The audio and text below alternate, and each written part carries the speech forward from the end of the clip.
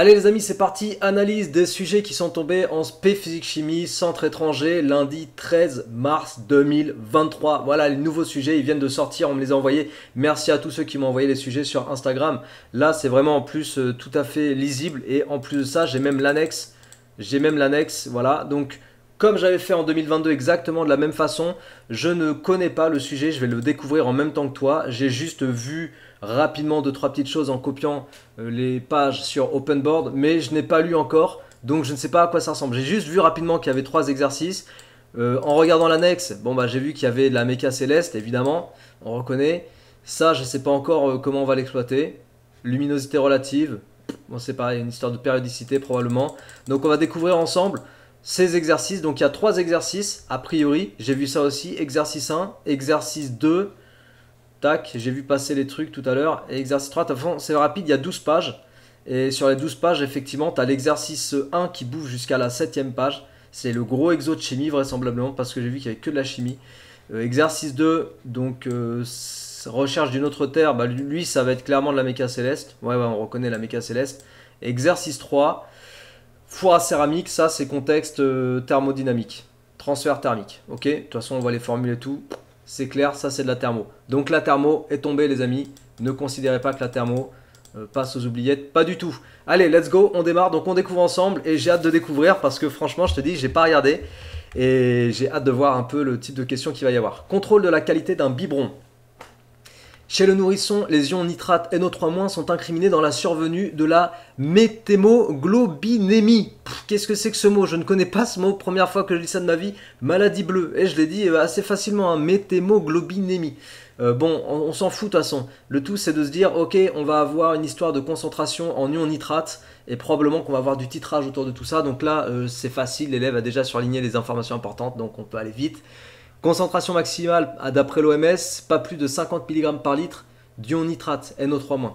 Donc dans cet exo, on se propose de vérifier par deux méthodes différentes, partie A, partie B, si une eau supposée potable prélevée au robinet est potable ou pas, enfin satisfait ou non la recommandation de l'OMS. Donc là c'est du titrage, du dosage. Et ensuite partie C, déterminer combien de temps un biberon préparé peut être conservé avant consommation. Là par contre je vois pas autour de quoi ça tourne, peut-être de la cinétique, peut-être, on va voir. Partie A, dosage spectrophotométrique des ions nitrates dans une eau. Alors on a des histoires d'absorption de lumière du visible, donc c'est le cercle chromatique en fait.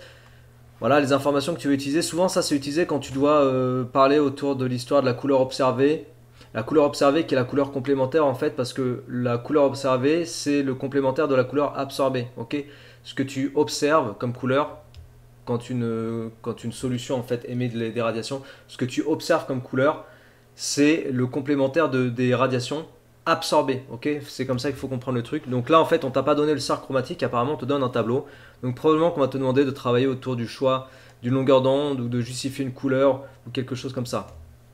On nous dit que la solution aqueuse, qui est initialement incolore, prend une teinte jaune plus ou moins prononcée selon sa concentration en ion nitrate. Donc plus j'ai d'ion nitrate, plus la teinte est jaune. La concentration en ion NO3- de cette solution peut alors être déterminée par la mesure de son absorbance, blablabla. Effectivement, tu as besoin d'une solution colorée pour pouvoir faire de la spectroscopie, pour pouvoir faire de la spectrophotométrie, pardon, UV visible.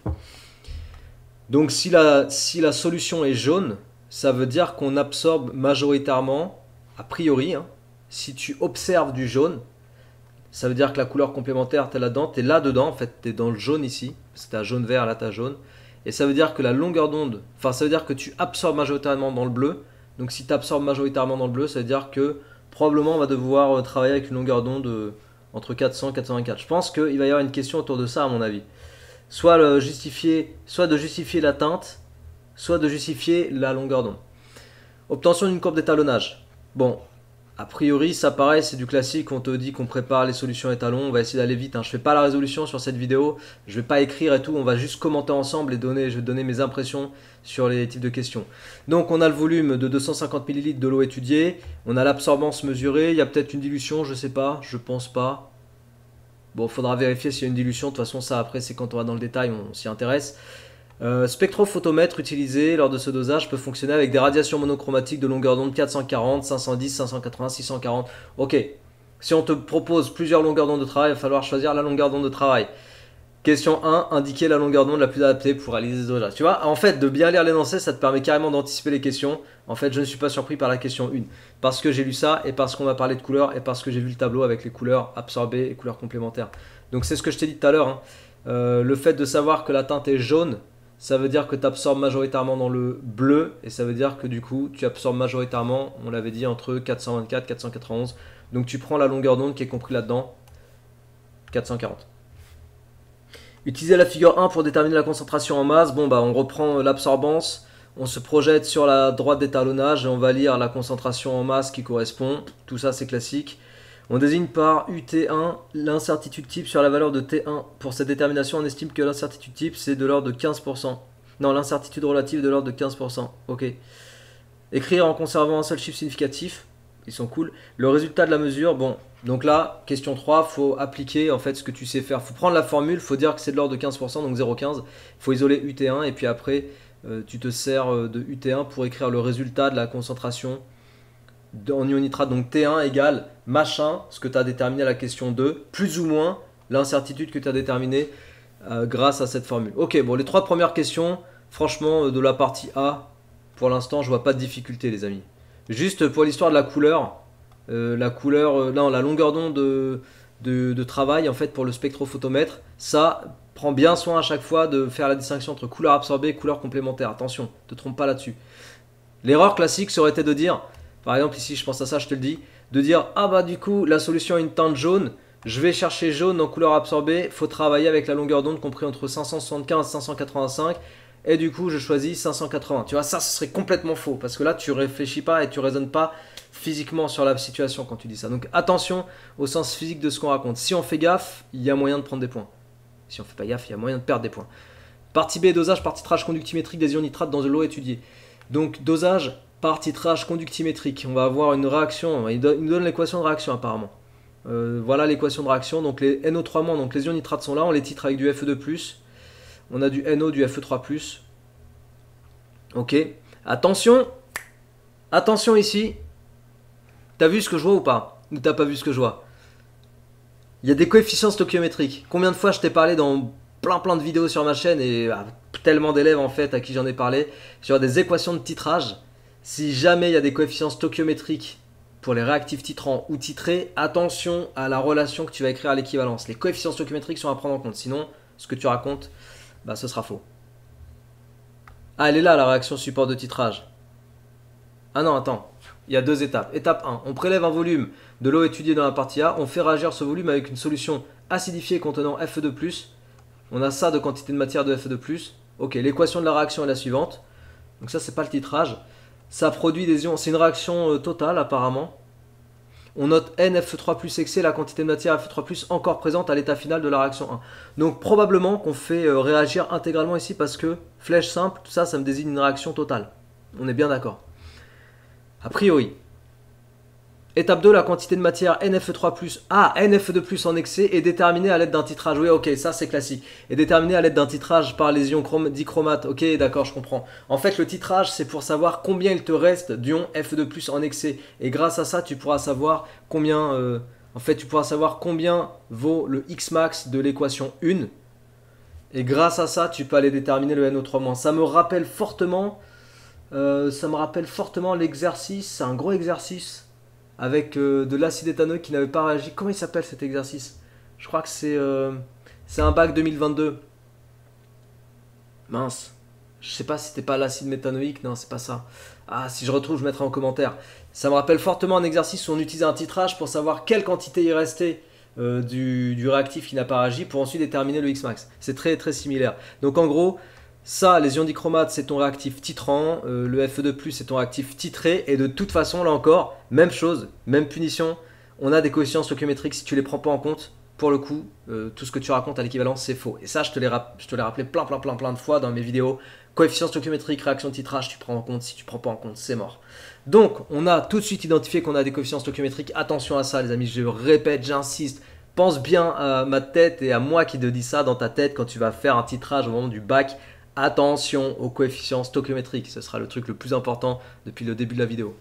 Donc on a la courbe, on relève le volume vers sa l'équivalence, effectivement on est à peu près à 12. Sur des questions comme ça, tu peux, si tu veux, tracer pour être sûr les deux demi-droites et regarder leur intersection. Le point à l'intersection, son abscisse, c'est le volume versé à l'équivalence. Mais bon, on est effectivement à peu près à 12, très facile à lire ici. Donc, question 4, effectivement, les trois autres questions, c'est la partie A. Identifier le réactif titré et le réactif titrant. Donc là, en fait, question 4, c'est juste, on te dit, lis bien l'énoncé et interprète bien. Réactif titré, Fe2+, réactif titrant, c'est les ions dichromate. Cr2, O7, 2-. Et ça s'interprète parce que dans l'énoncé, on te dit la quantité de matière est déterminée à l'aide d'un titrage par les ions dichromate. Cette phrase-là veut dire les ions dichromate, c'est le réactif titrant. Simple. Question 5. À partir de l'exploitation de la figure 2, montrer que la quantité de matière des ions Fe2+, qui ont été versés en excès, vaut environ 3,6 mmol. Donc on a la réponse. On sait qu'à l'équivalence, on va avoir la relation en prenant en compte les coefficients stoichiométriques. Ça va m'amener à ça. Pour l'instant, c'est facile. Pour qui sait faire, pour qui sait entraîner, il n'y a pas de problème. La quantité d'ions nitrate recherchée peut être calculée à partir de la quantité d'ions initialement introduite dans l'étape 1 et à partir de la quantité Fe2+ titrée lors de l'un en utilisant la relation suivante. Ok. Oh, ils sont gentils. Justifier ça. Ah, purée, j'ai eu peur. Ok, donc justifier cette relation, en fait, là, il faut carrément se servir de l'exploitation de l'équation de la réaction 1, dire que Fe2+ est en excès, donc la quantité de matière. Enfin, il y a un coefficient 3 stoichiométrique qui rentre en compte quand tu écris la relation à l'état final. Tu vois, la relation à l'état final, tu vas voir ça. Si je te l'écris rapidement, tu vas voir la quantité. C'est quoi? Pourquoi j'écris en tout petit là? Tu vas voir la quantité finale de Fe2+ qui va être égale à la quantité initiale. N total, ils l'ont appelé. NFE2+ total. Moins 3x max. Tu vois? C'est ce coefficient stoichiométrique 3 qui, lorsque tu vas manipuler cette relation-là pour isoler x max qui est en fait ce que tu vas déterminer après de ce qui n'a pas réagi. Non, pardon. Attends, on raisonne sur... on raisonne... Ouais, c'est ça. En fait, c'est en manipulant cette relation que tu vas avoir le 1 tiers qui va apparaître. Et tu auras NFE2+ total moins NFE2+ final divisé par 3. Voilà, c'est ça en fait. C'est cette relation qui est là. Bon, c'est un peu plus... Ouais, il faudrait que je le fasse mieux parce que là, c'est vrai qu'on parle de NO3-. Mais j'ai dit que je faisais pas la résolution. En tout cas, ça part de ça. C'est-à-dire que la quantité finale de Fe2+, là, celle que tu as à la fin, c'est la quantité qui est en excès. C'est le NFE2+ en excès. En gros, le début de la résolution, si tu veux, de la question 5, là, sur laquelle je me suis arrêté pour t'écrire ça, c'est que le début, c'est cette relation-là. Tac. C'est cette relation-là qu'on exploite. Boum, boum. Et en fait, le X max, parce que NO3- est ton réactif limitant, le X max, c'est la quantité initiale de NO3-. Voilà. Et c'est comme ça, en fait, que tu peux isoler la quantité de NO3- introduite dans l'étape 1 et retrouver exactement cette relation. La question, elle n'est pas compliquée. Il faut juste faire attention à mettre 2 ou 3 étapes dans ta rédaction. C'est tout. Et à faire un petit tableau d'avancement s'il faut. Donc la question 6, je dirais un peu technique, parce qu'il y a un peu de littéral, parce que effectivement on te demande de sortir une relation littérale et ça en général t'aimes pas. Mais si tu as fait gaffe au coefficient stoichiométrique, si tu as fait gaffe à bien comprendre le lien entre étape 1 et étape 2, que la quantité finale de Fe2+ de l'étape 1, c'est ce qu'on appelle NFE2+ excès pour l'étape 2. Si tu as bien compris tout ça, tu as cette relation. Si tu as cette relation, tu peux avoir Xmax. Si tu as compris que Xmax, c'est la quantité initiale de NO3-, alors tu as ta question 6. La question 6, j'aime bien. Voilà, la question 6, j'aime bien. Calculer la quantité d'ion nitrate présente dans l'échantillon d'eau, en déduire que la concentration. Bon, si tu as la quantité de matière, là, parce que tu peux calculer, tu connais tout ici, tu peux calculer NNO3-. Donc tu as la quantité présente dans l'échantillon, tu avais le volume, quantité de matière, volume. Ah, il te faut la masse molaire et probablement qu'on te la donne ici. Voilà, 62,0 g par mol. Ok, bon bah ouais c'est bien, les petits enchaînements de questions là, pour l'instant c'est le moment le plus technique que j'ai rencontré. Après on a la formule classique pour l'incertitude, on te demande de calculer l'incertitude type, donc ça c'est facile. Conclure sur la potabilité de l'eau prélevée au regard des résultats, donc après en fait ici il faut que tu écrives ton résultat avec un, comment dire, avec des bornes, un encadrement. Et tu dis si oui ou non la valeur suggérée par l'OMS est compatible avec l'encadrement, voilà, c'est tout. Ok, bon, la partie B était pas mal. J'aime bien ce genre de contexte avec les titrages, perso. Combien de temps peut-on conserver un biberon préparé avec du lait en poudre? On prépare un biberon par dissolution du lait en poudre dans de l'eau. Un lait présente une légère acidité qui peut se développer assez vite selon les conditions de conservation. En effet, le lactose présent dans le lait, blablabla, acide lactique. On vérifie l'état de conservation d'un lait en mesurant son acidité exprimée en degrés d'Ornick. Oh, le degré d'Ornick. Ça faisait longtemps que j'avais pas vu sortir ça. Contrôle de la qualité d'un lait, bac S 2014. Contrôle de la qualité d'un lait, ouais, je crois que c'était comme ça, avec la soude d'Ornick et l'acidité d'Ornick. Ouais, ça faisait longtemps que j'ai pas entendu parler du degré d'Ornick. Ok, allez, du coup, 1 degré d'Ornick, on te dit que c'est 0,10 g d'acide lactique par litre de lait. En fait, ça, il faut savoir que c'est une concentration massique. Ok, grammes par litre, parce que t'es dissous dans l'eau du lait, quoi, enfin dans le lait, grammes par litre, bah, c'est une concentration massique, voilà, de l'acide lactique. Donc, 1 degré d'Ornick, c'est quand t'as 0,10 g par litre de lait. Alors, qu'est-ce qu'on va voir sur cette partie C? Je sais pas trop à quoi ça va correspondre, encore une fois, cette histoire. Bon, apparemment, il y a du Ka-pKa, ok. Il y a la formule semi-développée de l'acide lactique. Recopier la formule semi-développée, entourer les groupes caractéristiques, indiquer leur nom. Là, c'est groupe carboxyle, groupe hydroxyle, facile. Représenter le schéma de Lewis de l'ion lactate, base conjuguée de l'acide lactique. Tout ça, c'est points cadeaux, les amis. C'est des points cadeaux, cadeaux. Pour la suite, on note AH, l'acide lactique, à moins sa base conjuguée, la réaction chimique entre acide lactique et l'eau. On connaît, double flèche, équilibre. Le pH, il vaut 6,2. Après avoir représenté le diagramme de prédominance, point donné. Indiquer l'espèce qui prédomine dans l'eau du biberon, donné. Exprimer un constant d'acidité, donc là il faut connaître la formule pour un constant d'acidité. On te demande de l'écrire avec C0. J'ai eu la question sur Discord, les amis. On m'a demandé, là il y a quelques heures ou quelques jours, je sais plus. On m'a demandé s'il fallait mettre C0 dans les constantes d'équilibre, les QR, etc. Si on te le demande, tu le mets. Si on te le demande pas, à toi de voir. Mais si on te le demande, tu le mets. Donc en fait, on te demande d'exprimer Ka en fonction des concentrations de AH, A- et H3+, ça tu connais. Et après, on te demande de déduire que la concentration en ion lactate dans le lait du biberon est environ 200 fois supérieure à celle de l'acide lactique. Donc là, en fait, je vais te dire ce qu'il faut faire pour la question 14. Je vois tout de suite très bien ce qu'il faut faire. En fait, il faut que tu isoles dans l'écriture du Ka, il faut que tu isoles le rapport A- sur AH. Sachant que tu connais Ka parce que tu connais pKa. pKa, il te le donne. Tu connais le pH, donc tu connais H3+, donc tu peux isoler ce rapport. Et ils te disent que la concentration en ion lactate est environ 200 fois supérieure à celle en acide lactique, donc tu dois trouver un rapport égal à 200 environ. Voilà. Franchement, tout ça, ça se fait bien. Hein. Et là, pour l'instant, mis à part le petit truc sur le titrage de tout à l'heure, mais le reste, c'est facile. Dosage de l'acide lactique. L'exercice sur l'acide méthanoïque BAC 2022, tu peux aller voir, hein, c'est un autre niveau de difficulté. Afin de déterminer la concentration en acide lactique dans le lait, on met en œuvre le protocole suivant. Verser dans un air de Meyer, blablabla. Ok, c'est un titrage encore. Ah ouais, titrage colorimétrique. Quelques gouttes d'indicateur coloré qui permettra de repérer l'équivalence. Verser jusqu'au changement de couleur, noter le volume versé à l'équivalence, VBE. Pour un même échantillon de lait, on recommence la manip plusieurs fois. Les valeurs de VBE sont ainsi obtenues, sont regroupées dans le tableau. Ok, la valeur moyenne est de 12,2 ml, d'accord. Ok. Ah, suivi temporel. Ok, il me semble bien qu'il allait y avoir un suivi temporel. Écrire la réaction support de titrage. Donc là, tu as les couples. Tu la réaction support de titrage. Déterminer la concentration en masse. Donc tu utilises l'équation de réaction, la relation à l'équivalence, et tu retrouves la concentration en masse de l'acide lactique. Parmi les deux paramètres suivants, volume de lait et volume d'eau distillée, indiquer lequel a une incidence. Oh, ça c'est beau. Ça c'est beau les amis, cette question-là. En plus, franchement, je me doutais qu'elle allait ressortir. En fait, en gros, le volume d'eau distillée qui est rajouté pour immerger la sonde, etc., n'impacte pas le volume versé à l'équivalence. Ok? Et ça se démontre mathématiquement. Alors, t'as de la chance, ils disent pas justifié. Mais je sais que j'ai fait une correction vidéo d'un exercice dernièrement qui s'appelle le bicarbonate de soude. Tu peux retrouver, c'est du bac 2020 ou 2021, si je dis pas de bêtises. Le bicarbonate de soude. Non, bicarbonate de sodium, pardon. Bicarbonate de sodium.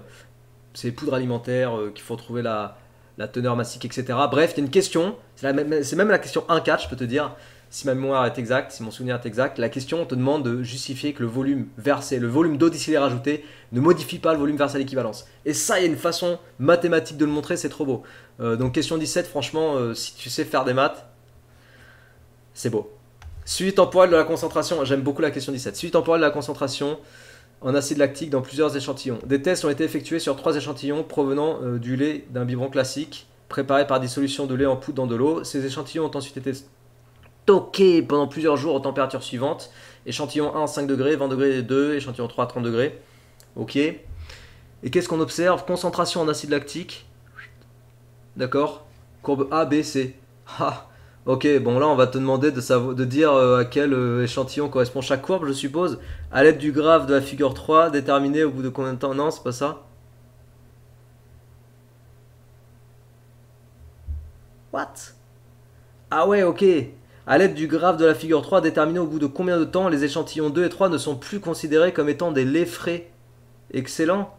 Donc en fait, là, tu es sur la question où on va te demander une démarche personnelle de résolution. Et là, il va falloir que tu utilises les températures, que tu dises que c'est un facteur cinétique, que plus la température est élevée et plus l'acide lactique se développe, puisque c'est un facteur cinétique. Donc là où ça se développe le moins, c'est quand tu es à basse température, dans ton frigo, quoi, 5 degrés C. Et tu vas pouvoir identifier les courbes de l'échantillon 2 et 3, sachant qu'on te demande de comparer pour l'échantillon 2 et 3, enfin de dire pour les deux échantillons à partir de combien de temps tu n'es plus considéré comme étant frais. Et après, il va falloir aller chercher la valeur seuil à partir duquel tu n'es plus considéré comme un lait frais, donc la concentration massique en acide lactique minimale, enfin la concentration minimale ouais, à partir de laquelle tu n'es plus considéré comme un lait frais. Et pour chacune des courbes, imaginons que ce soit 1,5, pour chacune des courbes, tu vas lire au bout de combien de temps tu n'es plus considéré comme un lait frais. Voilà. Et ça, il faut le rédiger proprement pour la question 18. Ok. Bon, bah, cet exercice de chimie, pas mal, pas mal. C'est pas un gros niveau de difficulté, il y a des questions techniques. Pour la meilleure question pour moi, c'est celle-là. C'est pas la plus dure, hein. Mais je suis très content de l'avoir ressortir cette question parce que je me demandais en fait combien de fois on allait la voir dans les exercices avec du titrage. Et je peux même dire, je pense à un élève là, particulièrement, Kylian. Je sais que tu regarderas cette vidéo. Là, tu peux dire, ok, il m'avait prévenu Benjamin. Parce que du coup, tu sais ce qu'il te reste à faire si tu tombes sur une question similaire. C'est excellent de préparer et de voir qu'en fait, on dit pas de la merde. Exercice 2, à la recherche d'une autre Terre. 6 points. Donc là, exercice de physique sur la méca céleste, probablement. Quoique la partie A, je sais pas. Les astronomes s'intéressent particulièrement aux exoplanètes, blabla. GJ367b, elle sera notée P.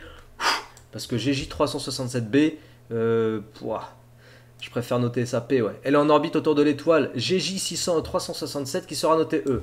Ok, donc en gros P est en orbite autour de E. Pas compliqué. Pourquoi c'est écrit en petit à chaque fois? C'est moi qui me trompe? Hop. Alors, une exoplanète peut être détectée par la méthode du transit planétaire qui consiste à mesurer régulièrement la luminosité d'une étoile afin de détecter la baisse périodique de sa luminosité. Ah, ok, période. Bah, c'est pour ça. Pour ça, tout à l'heure, je t'ai dit, j'ai vu le graphe en annexe, je me suis dit, ça, éventuellement, une histoire de période. Et fait, ah, bah, regarde, à partir de la figure 3 annexe à rendre avec la copie, justifier l'utilisation du terme périodique pour décrire la variation de la luminosité de l'étoile. Ok, donc on va voir l'annexe. Et effectivement, la luminosité relative, c'est un... Alors là, il faut avoir un petit peu de notion d'onde de première et ça fera plaisir à un élève qui va se reconnaître probablement, qui a un petit peu discuté avec d'autres élèves récemment sur Discord pour dire si, les notions de première sont importantes pour le bac parce que tu peux avoir des questions qui tournent autour du problème de première et moi je partage cet avis parce que là, typiquement, il faut savoir expliquer ce que c'est qu'un phénomène périodique.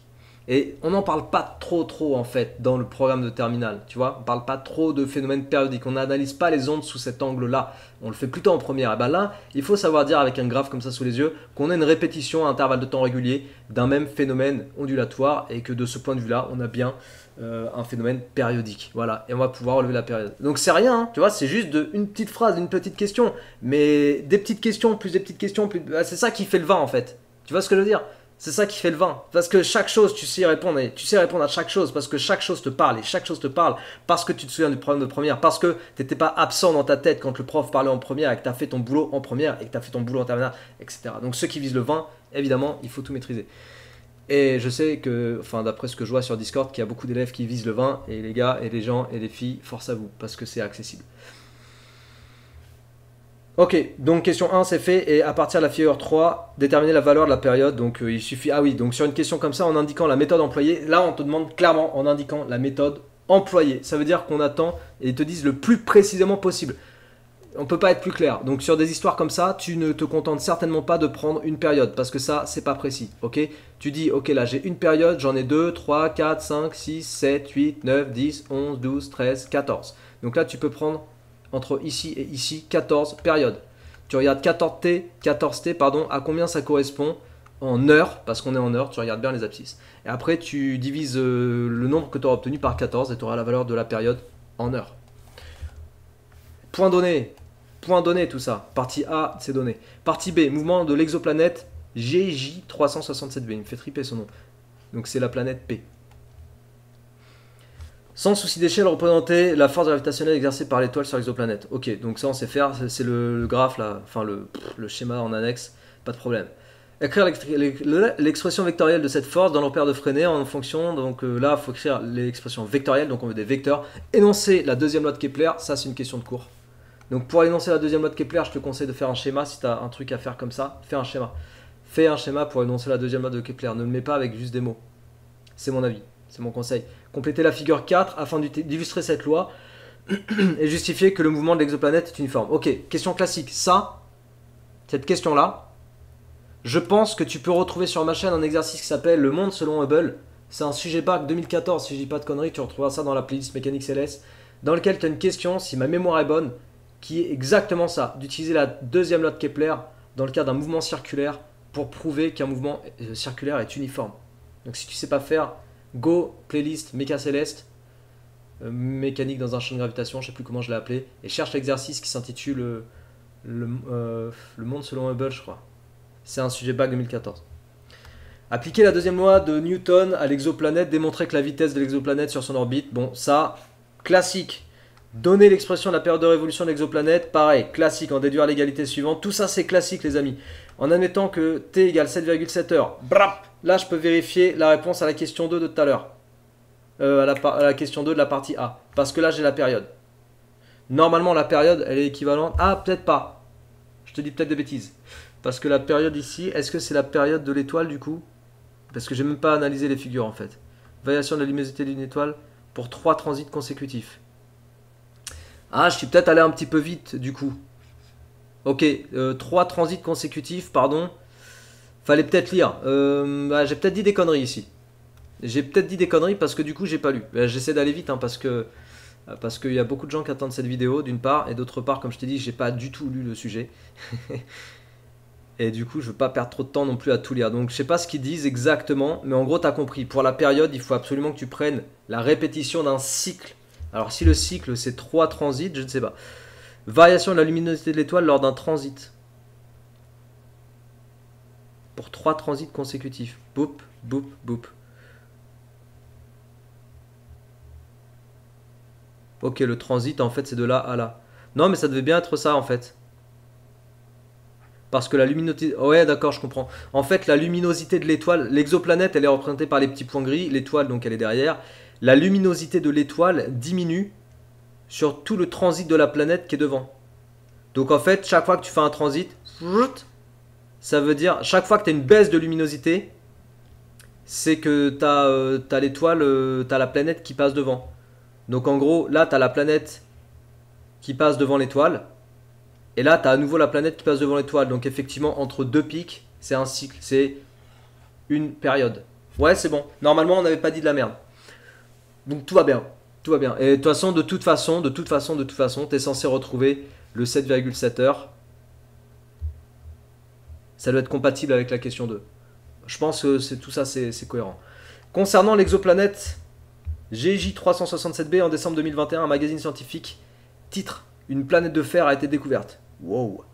Les chercheurs ont pu déterminer que l'exoplanète P a un volume VP égal à 37% du volume de la Terre VT et une masse MP égale à 55% de la masse de la Terre. D'accord. Calculer la masse volumique de la planète et justifier la référence au fer dans le titre. Une planète de fer a été découverte. Ok. Bon, bah là, c'est ouais, c'est un peu... c'est un petit peu outsider comme question.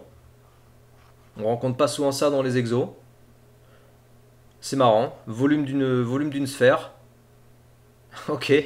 Donc en gros, tu vas pouvoir retrouver le... En gros, il va falloir calculer le volume, si je comprends bien, le volume de la planète, la masse de la planète, et masse sur volume, ça te fait la masse volumique, et tu compares ça à la masse volumique de fer, et ça devrait être très proche. D'où l'appellation une planète de fer. Question un petit peu qui sort du cadre habituel. On réfléchit 2 secondes et ça se fait bien. Wow, je souffle un peu, purée, ça fait combien de temps de vidéo là? Ça va, tu tiens le choc? Mais sympa hein, ce petit sujet centre étranger jour 1. J'aime bien, pour l'instant j'aime bien. Il n'y a rien de trop facile, il n'y a rien de trop difficile. Donc c'est accessible. J'aime bien ce type d'examen en fait. Parce que c'est accessible, on peut aller chercher le 20. On peut se rattraper aux branches si on n'est pas très à l'aise, si on a un niveau un peu faible. On peut quand même s'en sortir, donc c'est ouvert pour tout le monde. Ceux qui cherchent juste à s'en sortir pourront faire quelque chose. Ceux qui cherchent à taper des très très bonnes notes, juste pour le kiff de taper un 20, pourront aussi aller le faire. Donc j'aime bien ce genre de sujet. Exercice 3, four à céramique. On va voir si ça se termine pas en queue de poisson toute cette histoire. Pour obtenir des objets en céramique, il faut les placer à l'intérieur d'un four adapté. Les objets sont introduits dans le four à température ambiante, chauffés progressivement jusqu'à atteindre 1000 degrés C phase 1 et maintenus à cette température pendant une durée précise pour obtenir une céramique réussie phase 2. L'objectif de cet exo est d'évaluer la consommation de gaz d'un four lors des 2 phases de la cuisson. Ok. Ah, la thermo, c'est toujours un bon moment. Doc 1, le four. Voilà, porte, entrée des flammes du brûleur, intérieur d'un brique réfractaire, cheminée, évacuation des vapeurs, plaque de protection. Ok. Une fois allumé, un brûleur à propane est placé devant l'entrée. L'intérieur du four est fabriqué. Je lis en diagonale, après je vais regretter, je pense. Au sommet du four, une cheminée permet d'évacuer l'air et les vapeurs. On a la capacité thermique massique du four. Ah ouais, les petits F c'est pour four. La masse du four, la résistance thermique du four. Tiens, 0,6 Kelvin par watt ou 0,6 degrés C par watt. Ça va pas plaire à ceux qui ont des difficultés sur la distinction entre Kelvin et degrés Celsius dans les exos thermaux. C'est la relation en fait pour le RTH. Je te dis un truc ici rapidement. Tu as le flux thermique qui est égal à le delta T, donc l'écart de température divisé par la résistance thermique. Donc ce qui t'amène à dire que la résistance thermique, elle est égale au delta T, donc l'écart de température divisé par phi. Ok ? L'écart de température, comprends bien un truc, que tu le considères en degrés Celsius ou en Kelvin, pour 2 températures données, ça sera le même. Ok ? L'écart entre 2 températures, qu'elles soient exprimées toutes les deux en degrés C ou toutes les deux en Kelvin, ça sera le même écart numérique. Donc le RTH peut très bien s'exprimer en degrés Celsius par watt ou en Kelvin par watt. C'est pour ça qu'on met les deux unités. Doc 2, bouteille de propane. Pour la cuisson, on utilise du propane, gaz combustible, dont les, j'allais dire gaz comestible, dont les caractéristiques sont les suivantes. Masse molaire du propane, énergie molaire libérée. Wow, ça parle de combustion? Attends, dis-moi pas qu'il va y avoir des histoires de combustion.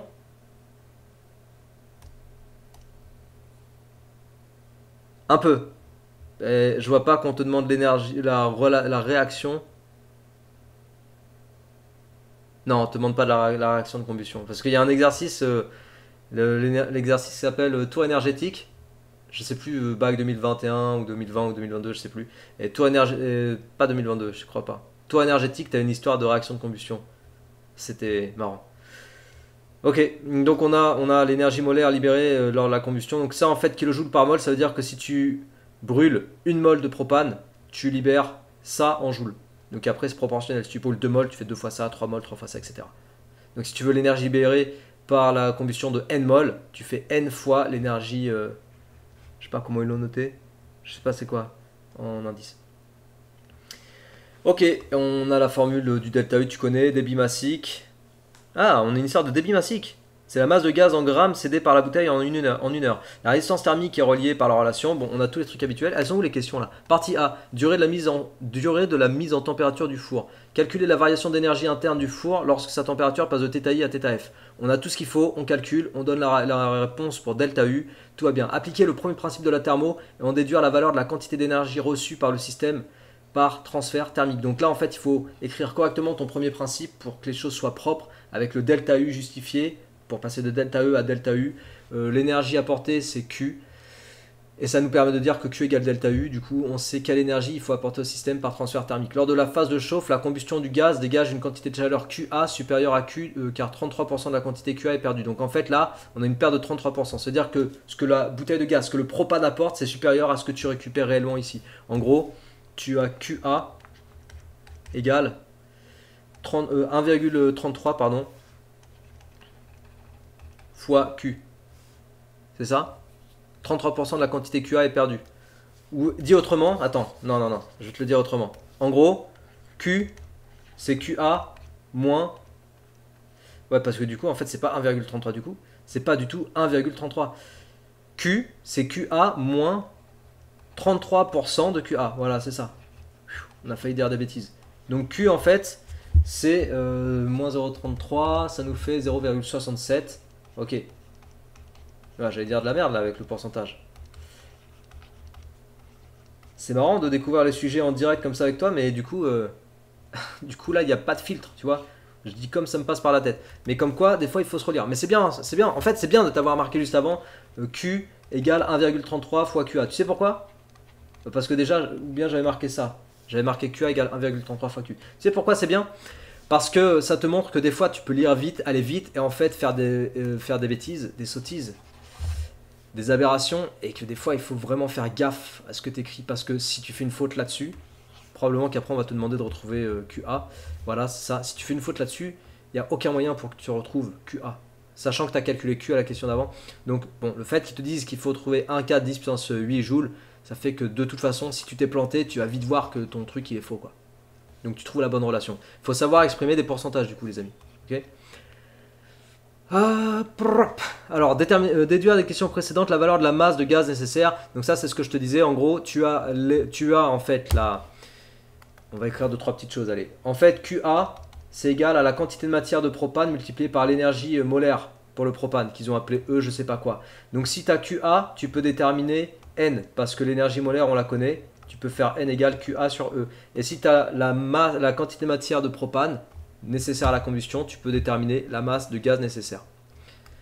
En supposant que pour cette phase, le débit de gaz en sortie de bouteille est constant, et qui vaut ça, déterminer la valeur delta TA nécessaire pour que la température. Donc là, en fait, tu utilises ta formule de débit. Le débit en grammes par heure, c'est la quantité de matière. Tu vois, un peu d'analyse dimensionnelle et tu peux retrouver une formule facilement. C'est la quantité de matière divisée par la durée. Donc il suffit juste de poser ta formule et après d'isoler ta durée.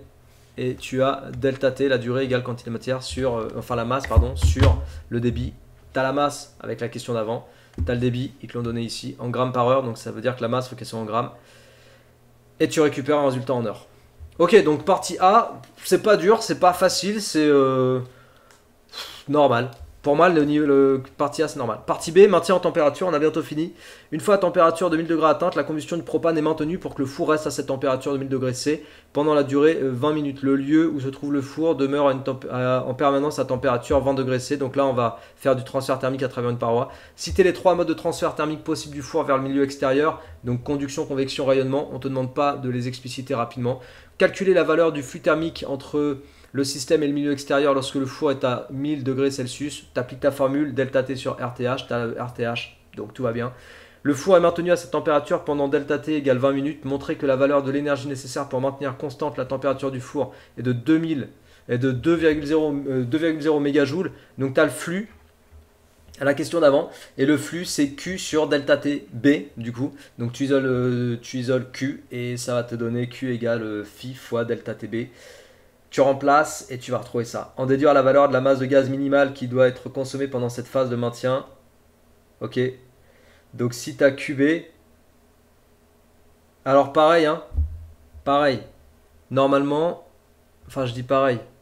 Normalement, l'histoire du 33%, elle est encore valable, je pense.